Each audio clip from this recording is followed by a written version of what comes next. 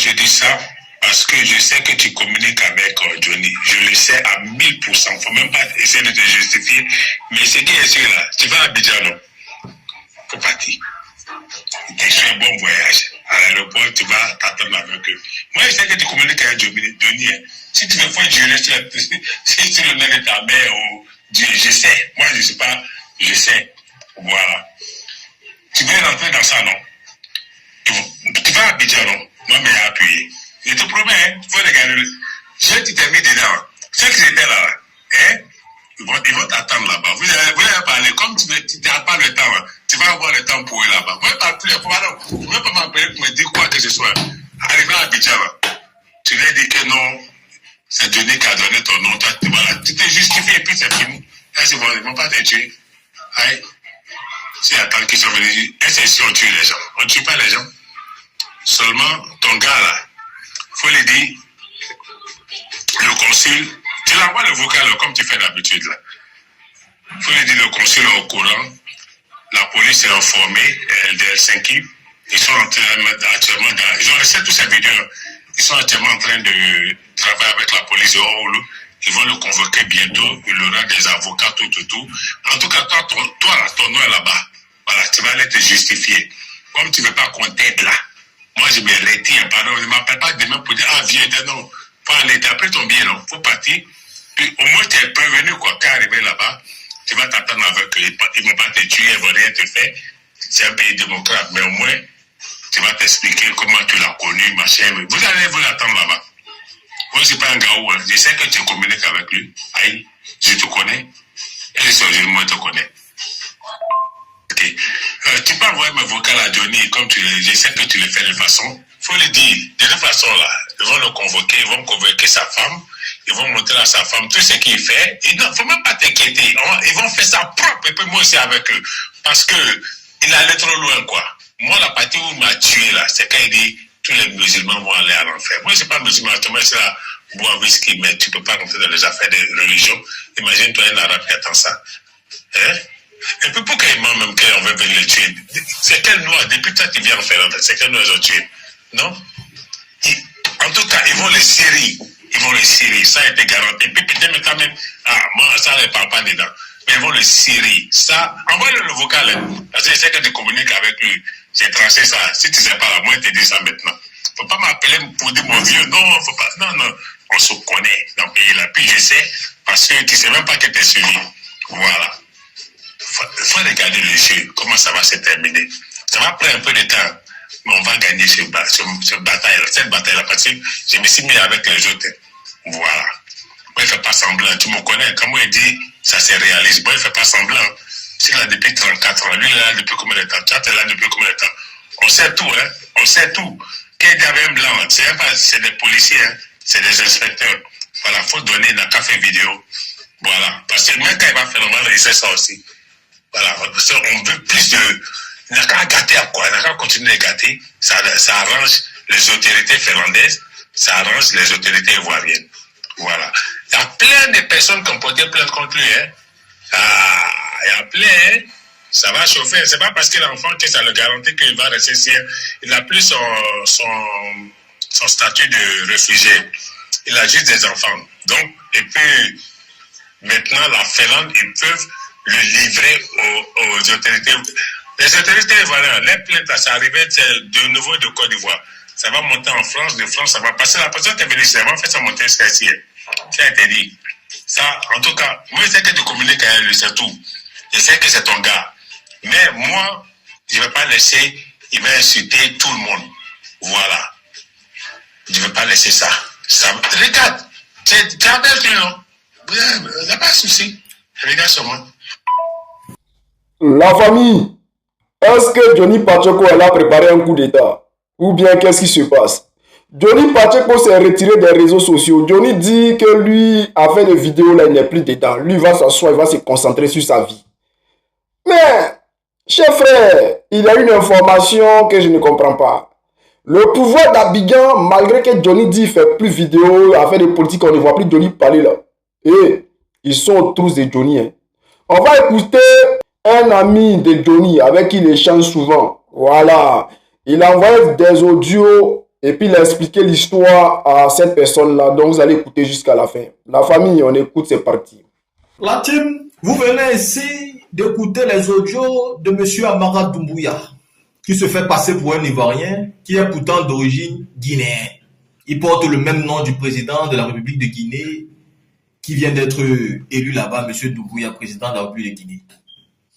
Amara Doumbouya, que vous parlez, s'est rapproché de Johnny Pacheco. Mais aujourd'hui, il se sert des photos qu'il a fait avec Johnny Pacheco pour montrer au RATP en leur disant « Je peux vous livrer Johnny Pacheco sur un plateau en or si vous me donnez les marchés que je vous demande sur Abidjan. » Et c'est lui qui est en train de mettre tout sur pied pour livrer Johnny Pacheco à tel point qu'il menace même les amis de Johnny Pacheco qui ne peuvent plus partir à Abidjan s'ils ne disent pas où Johnny Pacheco se trouve. Mais le gars Johnny, lui, il a pris sa sécurité. Mais ce qu'on ne vous dit pas dans cette affaire, c'est que M. Bli Roselin, proche collaborateur de Charles Blé Goudé, que vous voyez ici, qui a visité Charles Blé Goudé plusieurs fois, qui est même parti à la haie pour la sortie de Charles Blé Goudé, je vous répète encore, c'est quelqu'un qui prend l'avion pour aller aux Pays-Bas en France comme si on prenait le Baka. C'est à Finlande, lui, il est parti demander asile politique. En réalité, il n'est pas parti demander asile politique. Il est parti commencer à mettre la stratégie en place pour faire tomber Johnny Pacheco. C'est pas si vous comprenez. Monsieur Bli Roselin, proche collaborateur de Monsieur Blé Goudé, est parti en Finlande pour mettre toute une stratégie en place pour faire tomber Johnny Pacheco. Quand il est arrivé, il est parti jusqu'à Olo, où vit Johnny Pacheco. C'est là-bas où il est parti demander asile politique, dans un centre de réfugiés. Mais Johnny Pacheco a eu un septième sens. Comme vous savez, dans la vie, quelque chose peut mal se passer pour votre vie. Vous avez un instinct. Un instinct qui vous dit, il faut aller là-bas. Donc tous les jours, Johnny Pacheco dort mais son corps pèse. Son corps lui dit, il faut aller à ce centre de réfugiés-là. Partir aider les Ivoiriens qui se trouvent là-bas. Les donner à manger, les donner à boire un peu si tu as. Donc voilà Johnny Pacheco qui va porter ses pieds. Il va partir au camp de réfugiés. Pour aller regarder, est-ce qu'il y a des Ivoiriens dans ce camp-là? S'il y en a, je vais leur donner un peu de sous, ils vont manger. Je vais leur donner un peu des choses que j'ai pour les aider. Parce que quand on est déjà arrivé, qu'on se sent bien de temps en temps, il faut partir aider ceux qui se cherchent encore quand vous avez des frères quelque part. Le monsieur n'a pas oublié d'où il vient, c'est ça il est parti faire. Donc quand il arrive, il demande, est-ce qu'il y a des Ivoiriens ici? Les gens qui vont trouver vont dire, oui, il y a des Ivoiriens ici. On donne les contacts des Ivoiriens. Mais au moment maintenant où il a le contact de M. Bli Roselin, proche collaborateur de Blé Goudé, il a son contact, il appelle Bli Roselin l'évite. Bli Roselin fait tout pour ne pas. Il dit, mais frère, tu es un Ivoirien, moi je t'appelle parce que j'ai besoin de t'aider. Tu as peur de quoi? Laisse-moi se voir. Moi je suis ici depuis tout ça. Le monsieur il veut t'aider. Bli Roselin, lui, il sait pourquoi il est là. Donc il évite Johnny Pacheco. Donc c'est comme ça, un jour, dans la nuit, Johnny Pacheco l'appelle, ah bah tiens, où et tout ça, il était coincé quelque part. Bah Johnny Pacheco était dans la voiture, ok, il est parti le chercher en même temps. Ils sont partis à la plage pour discuter. Et bim, et Johnny Pacheco, lui, il ne le connaissait pas. Il ne connaissait pas Bli Roselin, c'était le collaborateur de Charles Blé Goudé. Mais Bli Roselin, lui, pensait que Johnny Pacheco le connaissait. Donc il s'est présenté en même temps à Johnny Pacheco. Je suis tel de Charles Blé Goudé, tel. Et c'est où Johnny Pacheco a dit, merci. C'est dans quoi je suis. Je viens de me retrouver en face du proche collaborateur de Charles Blé Goudé. Et en faisant ses recherches, Johnny Pacheco se rend compte qu'en réalité, Bli Roselin, c'est un proche collaborateur, c'est un fidèle des fidèles de Blé Goudé. C'est quelqu'un qui jure au nom de Blé Goudé, c'est quelqu'un qui vit pour Blé Goudé. C'est quelqu'un qui vit pour Blé Goudé. Et c'est lui-même, M. Bli Roselin, qui est en train d'organiser aujourd'hui la rencontre de l'ambassadeur de Côte d'Ivoire qui va s'installer, n'est-ce pas, en Finlande, avec les Ivoiriens qui se trouvent là-bas. En réalité, Charles Blé Goudé travaille pour Téné Birahima Ouattara pour faire tomber Johnny Pacheco, comme d'ailleurs il a toujours travaillé depuis le début avec Téné Birahima Ouattara. C'est donc lui qui a envoyé M. Bli Roselin en Finlande aller s'installer, prendre une maison. Maintenant, Bli Roselin ne va plus vivre à l'hôtel qu'il est en Finlande, il va vivre dans sa propre maison. Comme ça, les encagoulés de Draman, quand ils vont arriver, ils ne vont plus se loger à l'hôtel. Ils vont automatiquement se loger chez lui où ils ne pourront pas être suivis. Parce que vous savez, quand vous vivez en Europe et que vous prenez l'hôtel quelque part, là, même si vous prenez l'hôtel là, vous pouvez être suivi et localisé à tout moment. Mais quand vous entrez, on ne connaît pas l'adresse où vous allez partir et que vous partez vivre dans une maison privée, bah, automatiquement, vous ne pouvez pas être suivi. Vous pouvez donc préparer tous vos plans et partir les mettre en place sans que personne ne sache où vous êtes. Donc, Blé Roselin aujourd'hui va permettre au RHDP d'avoir une zone de chute pour atteindre monsieur Johnny Pacheco depuis sa position à Oulu. C'est pourquoi il a laissé tout le pays de la Finlande là. C'est à Oulu, il est parti demander asile politique. Asile là, il a eu, et puis il a 3 ans d'asile politique. Et c'est aussi pour cette raison qu'il a tellement évité Johnny Pacheco quand Johnny Pacheco l'appelait. Donc Johnny Pacheco s'est donc rendu compte, quand il a parlé avec lui, qu'en réalité, c'est un proche collaborateur de Charles Blé Goudé. En s'informant maintenant, Johnny Pacheco est remonté aux sources. Parce que je vous parle, parce que moi j'ai appelé Johnny Pacheco pour qu'il me donne les informations par rapport à la publication de Soulé de Paris, pour savoir si c'est la vérité parce que moi quand j'ai vu la publication de Soulé de Paris, moi j'ai su tout de suite que c'était le collaborateur de Charles Blé Goudé, mais je n'ai pas compris pourquoi ça en fait là les partis demandaient asile politique. Donc Johnny Pacheco m'a donc expliqué. Vous devez savoir que depuis qu'Alassane Dramane Ouattara a commencé à attaquer Johnny Pacheco en Finlande, il n'a pas pu faire tomber Johnny. Et comme à son accoutumé, M. Alassane Dramane Ouattara est en train d'utiliser les moyens les plus forts. À l'heure où nous vous parlons, il a envoyé une livraison en Finlande de pots d'arachide pour aider la Finlande à conditionner, on vous parle d'un camion, d'un bateau, pardon. La Finlande a envoyé un bateau en Côte d'Ivoire. Ce bateau est retourné avec un bateau plein de pots d'arachide qu'ils vont conditionner pour s'en servir, pour utiliser les énergies électriques. Vu qu'ils sont dans un temps de plein froid, ils en ont besoin. Je vais d'ailleurs vous mettre ici là une vidéo d'un homme politique finlandais qui est en train de vous expliquer que lui n'est pas d'accord avec le fait qu'on aille exporter des déchets d'arachide en Côte d'Ivoire pour ramener en Finlande, alors qu'il y a d'autres manières de pouvoir gérer son énergie en Finlande.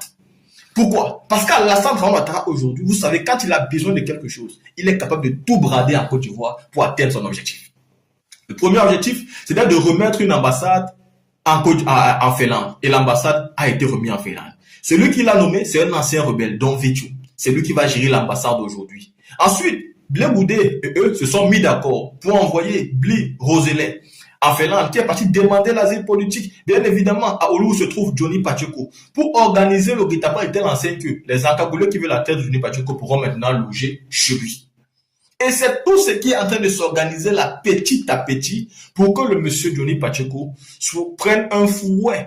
Vous avez écouté les audios d'Amara Doumbouya, qui dit que monsieur Johnny Pacheco serait extradé. Parce qu'ils sont en train de mettre tout en place pendant que nous on pense que le combat est fini.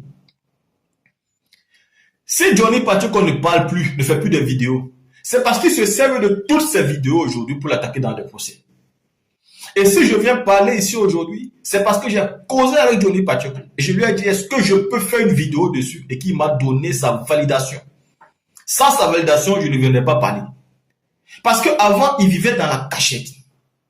Personne ne connaissait plus où il se trouve. C'est le gars de Blé Goudé qui est parti à Oulu. C'est lui qui l'a informé aux gens d'Alassane Ouattara que Johnny Pacheco n'est pas quitté la Finlande, il est en Finlande ici.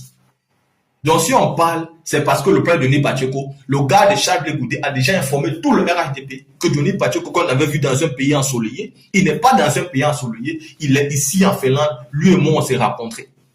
Donc il n'y a plus rien à cacher. Eux tous, ils savent déjà que Morola, il est toujours en Finlande là-bas. C'est pour ça nous on parle aujourd'hui. Mais... Alors la famille, qu'est-ce qui se passe? Est-ce que Téné Brahima Ouattara veut vraiment attraper Johnny? Puisque Johnny, on peut dire qu'il a quitté la scène politique.